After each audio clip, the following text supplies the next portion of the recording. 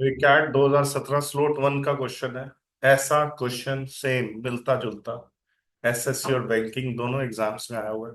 और ये IP mat के लिए भी बहुत इंपॉर्टेंट है। एक ऐसा समझोगे, ऐसे दो वीडियोस मैंने ऑलरेडी 4-5 साल पहले भी बना रखे हैं जो एसएससी बैंकिंग में आए हुए क्वेश्चंस हैं। ये तो कैट 2017 स्लोट वन का क्वेश्चन है। दो वीडियोस मैंने सेम मिलते जुलते क्वेश्चंस के बना रखे हैं ऑलरेडी। आप देखोगे तो 4-5 साल पहले के मेरे वीडियोस देखोगे तो मिल जाएंगे आपको। मैं भेज भी दूंगा। तो क्या कह रहे हैं? A person can complete A job in 120 days। तो मान लो टोटल वर्क मैं जानबूझ के 120 ही मान लेता हूं। और जो पर्सन वन है उसकी एफिशिएंसी जानबूझ के 1 यूनिट पर डे मान ले। ठीक है। अब सोचो, एक बंदा रोज का 1 यूनिट बनाता है और टोटल काम मैंने 120 माना है, तो वो 120 दिन में ही तो करेगा। हाँ या ना? ये बात, ये थोड़ा सा स्मार्ट तरीके से मानना है। तो पहला दिन बीता तो कितना काम हो जाएगा बच्चों? जो पर्सन वन है वो 1 यूनिट कर पाएगा। अगले दिन सेम एफिशिएंसी वाला बंदा आया। मुझे कैसे पता लगा कि अगले दिन सेम ही एफिशिएंसी वाला बंदा आया? गेस करो। Joined by another person who can also complete the job in exactly 120 days। दूसरा बंदा भी 120 दिन में करता है, तो उसकी एफिशिएंसी तो वही होगी जो पहले बंदे की है। पहले बंदे की एफिशिएंसी क्या है बच्चों? 1। तो दूसरे बंदे की भी 1 ही होगी। सपोज मैं पहला बंदा हूं, मैं रोज का 1 यूनिट बनाता हूं। मैंने पहले दिन 1 किया। दूसरे दिन यक्ष आ गया, वो भी एक ही करता है रोज का। तो दूसरे दिन कितना काम फिनिश किया हमने? एक मैंने और एक यक्ष ने। बहुत बढ़िया, एक और एक, दो। प्यारे बच्चों, T1 का मतलब पहला दिन, T2 का मतलब दूसरे दिन 2 यूनिट काम हुआ, फिर तीसरा दिन आया। तीसरे दिन मैं भी था, यक्ष भी था और सक्षम की भी सेम एफिशिएंसी थी। तो हम तीनों ने तीसरे दिन काम किया। तो कितना किया हम तीनों ने तीसरे दिन काम बच्चों? 3। इस तरह से रोज काम हो रहा है। फिर चौथे दिन चौथा बंदा आया है ना, सेम है। इस तरह से T1, 1+2+3+4, समझ रहे हो मेरी बात? और हमें काम कितना निपटाना है बच्चों? इन सबको ऐड कर करके हमें 120 लाना है। मान लो एन डे काम हुआ। मान लीजिए कितने दिन में काम हुआ? एन एन डेज में काम हुआ। तो एन डे कितने बंदे होंगे? एन। फर्स्ट डे कितने बंदे हैं? एक। सेकंड डे कितने बंदे हैं? दो। थर्ड डे कितने बंदे हैं? तीन। एन डे कितने बंदे होंगे? एन। और हर बंदा 1 यूनिट बनाता है, तो एन डे कितना काम होगा? एन। तो एक सीरीज बन गई, 1+2+3+4, ऐसे चलता जा रहा है, चलता जा रहा है टिल एन। यहाँ पे आपको एक बेसिक फॉर्मूला याद होना चाहिए, sum of n natural numbers. क्या होता है बच्चों? Sum of n natural number. क्या होता है बच्चों sum of n natural number? N into n+1/2।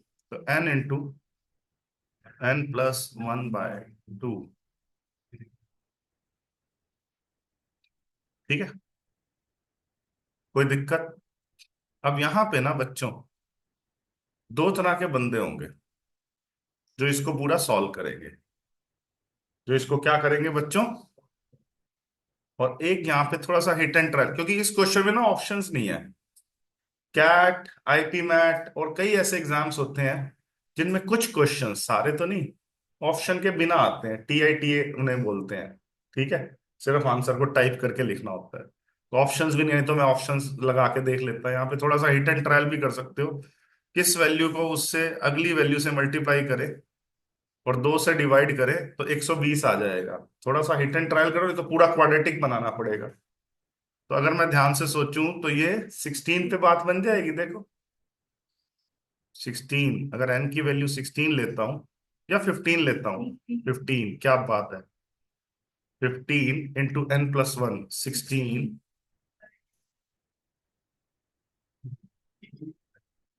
तो n की वैल्यू 15 आ गई।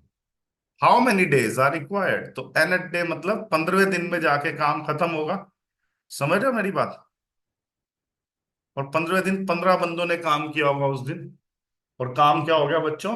फिनिश हो गया। काम क्या हो गया? फिनिश हो गया। कोई दिक्कत हो तो बताइए। अब कई बच्चे कह रहे हैं मुझे सॉल्व करना है, तो वो सॉल्व कर सकते हैं।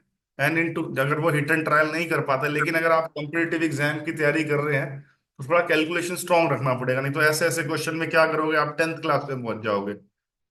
एन स्क्वायर प्लस एन, और ये क्रॉस मल्टीप्लाई करके 240, N square plus N -240 is equal to 0। फिर अब बचपन में हम क्वाड्रेटिक किया करते थे, इसको मैं 16n -15n। अब आप खुद सोचो, यहाँ पे भी तो आप हिट एंड ट्रायल ही करते हो ना, सोचते हो ना यार कौन सी वैल्यूज यूज करें कि सम एन आई प्लस का और प्रोडक्ट माइनस का 240 एन स्क्वायर है, यही तो होता है रिजल्ट। ये भी तो एक हिट एंड ट्रायल ही है देखा जाए तो इससे बढ़िया पहले ही कर लेते आप। कोई नहीं, अब आपके सामने कर ही रहे हैं। एन कॉमन तो n+16, -15 कॉमन तो n+16 16, तो n-15 into n+16 is equal to 0। दो ब्रैकेट्स का प्रोडक्ट 0 है, तो या तो पहली ब्रैकेट 0 होगी, तो n की वैल्यू 15। n की वैल्यू -16 क्या कर देंगे बच्चों, रिजेक्ट कर देंगे। n की वैल्यू -16 क्या कर देंगे, रिजेक्ट कर देंगे। ठीक है, तो n15 आ गई। 16 कैसे आया? n+16, ये देखो, तो ये तो क्लास 10th का क्वेश्चन है, ये एलिमेंट्स में भी मिल जाएगा आपको आरडी में। 16n -15n, ये मिडिल टर्म स्प्लिट होती है।